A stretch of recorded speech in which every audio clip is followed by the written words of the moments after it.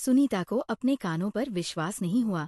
उसके अंदर जैसे गुस्से का ज्वालामुखी धधक उठा। विवाह के इतने वर्षों बाद उम्र के इस पड़ाव पर पिछली बार आश्वासन देने के बावजूद महेश की ये आपत्तिजनक गतिविधियां जारी है। और दुस्साहस तो देखिए, घर में फोन करने की अनुमति तक दे दी उसको। संजोग से फोन लाइन पर आ गई, वरना उसे पता ही नहीं चलता कि महेश की नई रास लीला का श्री गणेश हो चुका है। निराश, अपमानित और बुझी हुई सी सुनीता बाहर के कमरे में आई और महेश के सामने खड़ी हो गई। बड़े कष्ट से वह अपनी तमतमाहट पर अंकुश रख पाने में समर्थ हो पाई। महेश के मुख पर उभरी चमक तथा संगता उसकी क्रोधाग्नि में घी का काम कर रही थी। ये सुमन कौन है? उसने तेज किंतु संयत स्वर में पूछा। डार्लिंग, ये 100 नाम की महिलाएं मुझे बड़ा परेशान करती है। पंडित जी कह रहे थे कि मेरी जन्मपत्री में ऐसे ग्रह हैं जो सुनीता के अंतर्मन में कई अन्य नाम तैर गए। सीमा, सिया, शालिनी सब 100 से शुरू होते हैं। अब तुम ही बताओ मैं क्या करूं? महेश चाहक रहा था। शर्म अनायास सुनीता के मुंह से फिसल गया। सुनीता अचानक महेश की मुख मुद्रा कठोर हो गई और वह लगभग चीख पड़ा। महेश, अपनी आवाज नीची रखो।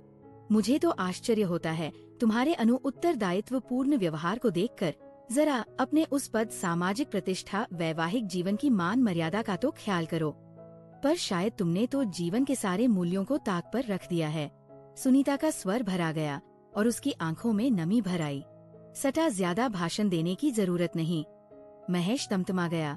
उसने अगण्य दृष्टि से सुनीता को निर्णायक स्वर में बोला, तुम्हें मेरे निजी जीवन में टांग अड़ाने का कोई अधिकार नहीं है। महेश, तुम्हारी ये हरकतें मेरे अधिकार क्षेत्र का अतिक्रमण करती है। फिर पतिपत्नी के अटूट बंधन के होते तुम्हारा और मेरा कोई निजित नहीं। हम एक हैं और अपने कर्मों कुकर्मों से एक दूसरे को प्रभावित करते हैं। सुनीता सहज स्वर में बोली, यार क्यों बोर करती हो? सुबह सुबह कहकर महेश जूते मोजे पहनने लगा। आज छुट्टी के दिन भी बाहर जा रहे हो? तुम्हें मिर्ची क्यों लग रही है? कहाँ जा रहे हो? क्या फोन वाली के पास? अगर मैं हाँ कहूँ तो तुम मेरा क्या कर लोगी? महेश की हठ धर्मिता सुनीता को कहीं बहुत गहरे तक आहत कर गई। उसने अविश्वास पूर्वक उसको घूर कर देखा और बोली, निश्चित रूप से रोकूंगी तो नहीं विरोध करूंगी। यदि असफल रही तो विद्रोह के अलावा और कोई चारा नहीं रहेगा मेरे पास। महेश हंसा, एक खलनायक हंसी, फिर कमीज पर सेंध छिड़कते हुए बोला, ये अधिनायक इतना असक्त नहीं जहाँ फौजी क्रांति द्वारा उसकी सत्ता को पलट दिया जाए। और तुम जैसी शक्तिहीन, आश्रय रहित नारी महेश क्रांति की सफलता के लिए रक्तपात जरूरी नहीं। महेश की बात बीच में ही काटकर सुनीता शांत स्वर में बोली। उसके अंदर में छाया, निराशा और उदासी का कुहासा धीरे धीरे छटने लगा था और एक सुस्पष्ट योजना की रूपरेखा निर्मित होने लगी थी। तो क्या घर छोड़ो आंदोलन शुरू करोगी? महेश ने प्रश्न पूछा। उत्तर की उपेक्षा उसे थी नहीं। सुनीता ने भी कोई उत्तर नहीं दिया। महेश बाहर चला गया। गाने की धुन गुनाता हुआ सुनीता धम से सोफे पर बैठ गई। चिंताग्रस्त, उलझी और ठगी सी वह देर तक बैठी रही। अगली कार्यवाही पर विचार करते हुए वह बार बार अतीत की धूल भरी गलियारों में खो जाती। पहला धक्का उसे विवाह के 1 वर्ष बाद ही लगा था। महेश के विवाह हुआ तो उसने भाग्य को सहारा रहा था।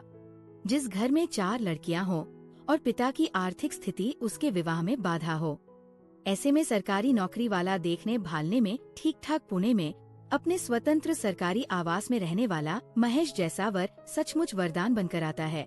वह पुणे आ गई। अपना स्वतंत्र अस्तित्व और जीवन यापन की समस्त सुविधाएं उसे जीवन में स्थापित कर गई। पर पहले धक्के के साथ ही उसके स्थापित होने की प्रक्रिया प्रारंभ हो गई। पड़ोस की श्रीमती मेहता की भतीजी गांव से आई हुई थी। बीए करने के लिए अंग्रेजी में कमजोर थी। महेश ने अंग्रेजी में एमए किया था। बातों बातों में श्रीमती मेहता ने महेश से अनुरोध किया और उसने सुधा को कभी कभार अंग्रेजी पढ़ाना शुरू कर दिया। उस दिन मंगलवार था। शाम को वो मंदिर से लौटी तो उसने देखा महेश सुधा को अंग्रेजी नहीं प्रेम पाठ पढ़ा रही है। वो अकस्मात समय पूर्व लौट आई थी और उन दोनों की चोरी पकड़ी गई। उसने घर सिर पर उठा लिया। साथ ही वो सीधे मिज मेहता के पास गई और सुधा के बारे में सब कुछ विस्तार से बता दिया। श्रीमती मेहता भी अपनी भतीजी से बेहद नाराज हुई। उन्होंने उसकी पढ़ाई बंद कर तत्काल वापस गांव भेज दिया। वह तब अपने पति के भटके कदमों को बांधने में सफल हुई थी, पर उसके अंतर में कुछ चटक कर टूट गया था। उसने उस कटु अनुभूति को एक दुस्वप्न की भांति भुला दिया। परिस्थितियों ने भी इसमें उसकी सहायता की। दूसरे बस पंकज उसकी गोद में आया। मातृत्व का पुरस्कार प्राप्त करने के लिए कितनी लंबी कष्ट साध्य साधना करनी पड़ती है, इसे केवल नारी ही समझ सकती है। इस बीच महेश भी किसी विभागीय परीक्षा की तैयारी में जुटा रहा। वह संतुष्ट हो गई। जिस तन्मयता और लगन से उसने पढ़ाई की वह सराहनीय थी। इसका सुपरिणाम भी निकला, वह सफल हो गया। उसकी पदोन्नति हो गई। पद और वेतन में तो वृद्धि हुई ही, साथ में घर पर सरकारी फोन लग गया। ये विकास के ऊंच पद और प्रतिष्ठा का प्रतीक था। वे बहुत खुश थे। दफ्तर में प्रमोशन मिला। घर में भी उसने महेश को पिता बनाकर उच्च पद पर आसीन कर दिया था। तब उसे लगा जैसे जीवन कितना अर्थपूर्ण और खिली धूप सा चमकीला और सुखद है। पर तभी एक दिन उसके जीवन की शांत झील में एक बड़ा सा पत्थर आ गिरा और तलहटी तक उसे अशांत कर गया। महेश 3 दिन के लिए सरकारी काम से टूर पर सिंगापुर गया था। उसके पीछे उसके कार्यालय के एक सहकर्मी और मित्र अमन कुमार घर आए थे। सुनीता ने उसका स्वागत किया, चाय पिलाई। बातों बातों में अमन ने कहा, भाभी जी क्षमा करें, मैं एक विशेष कारण से आपके पास आया था। कहिए। दफ्तर में महेश की बहुत बदनामी हो रही। क्या मतलब? वह अपनी पीए शालिनी के साथ खुलकर खेल रहा है। पूरा दफ्तर इस बात को जानता है।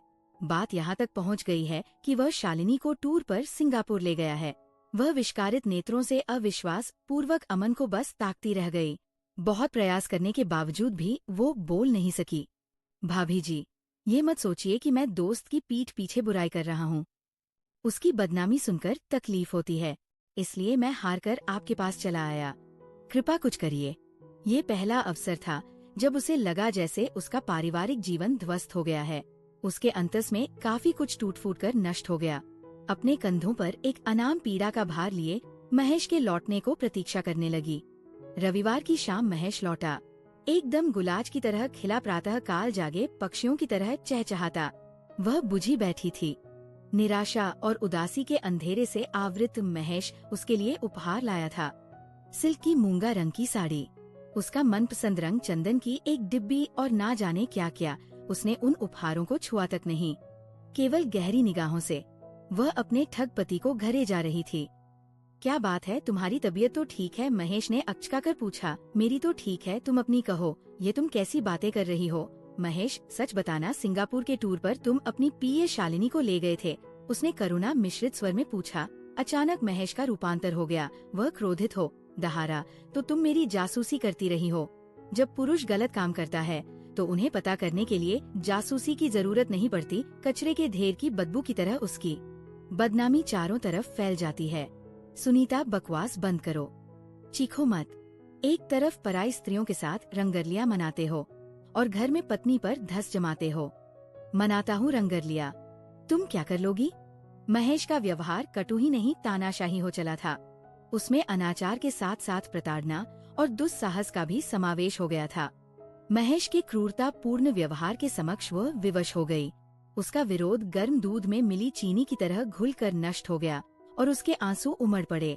रोने से उसका दिल कुछ हल्का हुआ, किंतु महेश के प्रति दमिक आक्रोश उसे धीरे धीरे क्रूर बनाने लगा। तनाव और चिंता के कारण उसे सिर दर्द होने लगा। उस दिन अपने बेटे के साथ उसने जो कुछ किया उसको कटु स्मृति सर्प दंश सी टीसती है। इतने दिन हो गए पर वो आज तक अपने आप को क्षमा नहीं कर पाई है। उसके सिर में दर्द हो रहा था। जब महेश द्वारा किया गया विश्वासघात वाद विवाद का विषय बनता, वह महेश की हठधर्मिता के सामने हार जाती, रोती और सिर दर्द से छटपटाती। ऐसे ही एक शाम को उसका बेटा उसके पास आया और बोला, मम्मी, मैं पीयूष के घर जा रहा हूँ। नहीं, कहीं मत जाओ, घर में बैठकर पढ़ो। वह बिगड़ी, मैं तो अभी स्कूल से आया हूँ। मम्मी, ठीक है, खेलो, पर पीयूष के घर मत जाना। मम्मी, पीयूष ने मुझे बुलाया है। मैंने कहा ना, वहाँ नहीं जाना है। मम्मी, एक बार जाने दो। पीयूष के पापा लंदन से आए हैं। उसके लिए बहुत से खूबसूरत खिलौने लाए हैं।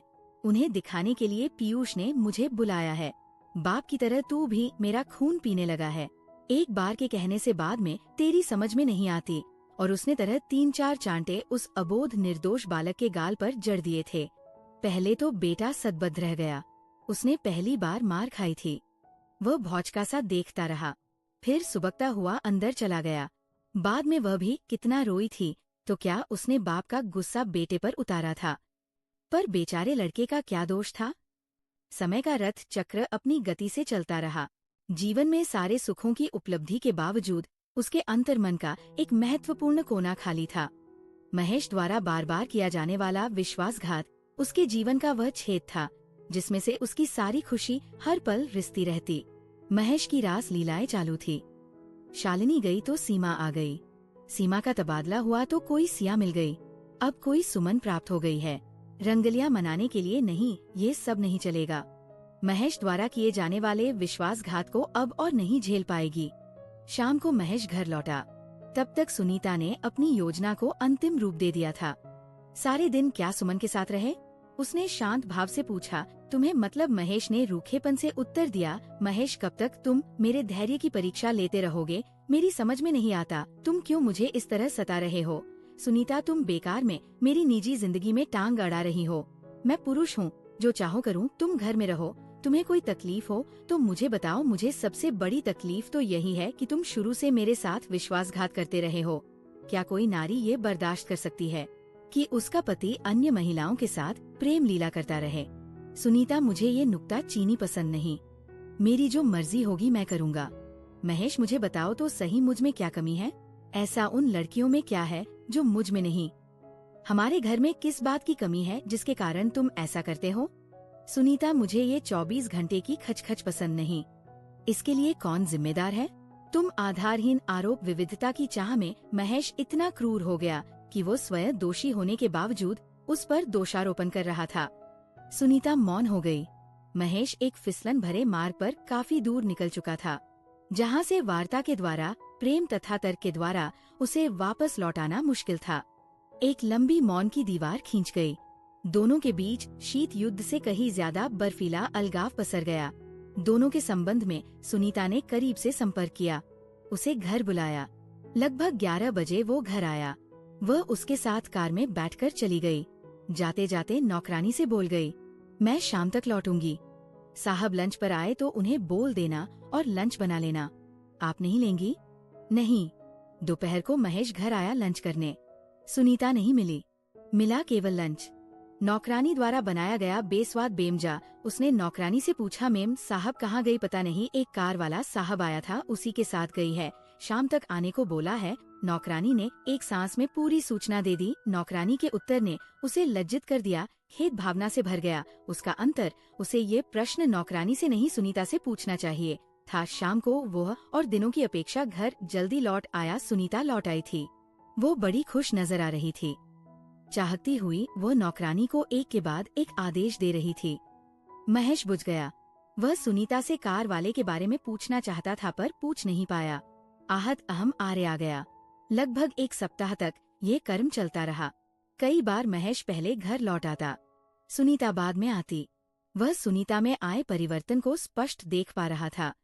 एक विशेष प्रकार की चमकीली संदिग्धता से आवृत हो गया था। उसका मुख उसकी आंखों से लगता था जैसे वे मुस्कुरा रही है, गा रही है। यही नहीं, आए दिन सुनीता कोई ना कोई उपहार लेकर घर लौटी थी। उस दिन रविवार था, दफ्तर की छुट्टी थी। नाश्ते के बाद सुनीता कपड़े बदलकर तैयार होने लगी। महेश ने देखा और उसके धैर्य का बांध आवेश की तेज बाढ़ में बह गया। क्रोध से कांपता हुआ वो उठा और सुनीता के सामने तनकर्जा खड़ा हुआ। सुनीता एकदम निश्चिंत उसके आवेश से बेखबर अपने गालों पर लालिमा लगाती रही। हेमखंड के समान निर्लिप्त, किस यार के पास जा रही हो? महेश ने विष बुझे स्वर में पूछा। सुनीता ने उपेक्षा से महेश की ओर देखा और बिना कोई प्रतिक्रिया व्यक्त किए वह ड्रेसिंग टेबल की ओर मुड़ गई। मैंने कुछ पूछा था। महेश चीखा, आपको मेरे निजी जीवन में टांग अड़ाने का क्या अधिकार है? पति के होते हुए तुम यारों की कारों में। महेश की बात पूरी होने से पूर्व ही सुनीता ने तमतमाकर कहा, तो तुम्हें मिर्ची लगती है इसलिए कि मैं तुम्हारा पति हूँ? तकलीफ महसूस हुई।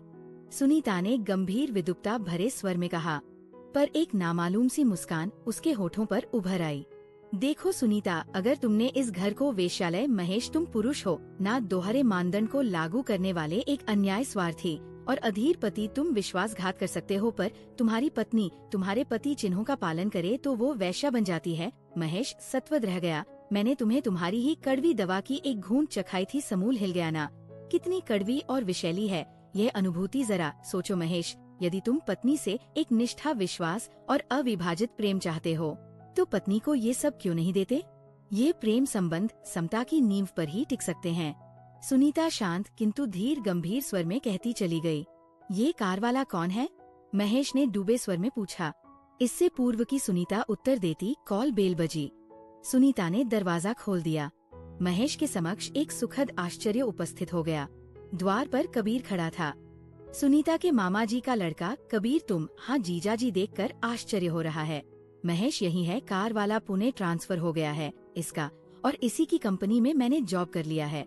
सुनीता ने सत्य का उद्घाटन नहीं, जैसे बम विस्फोट कर दिया।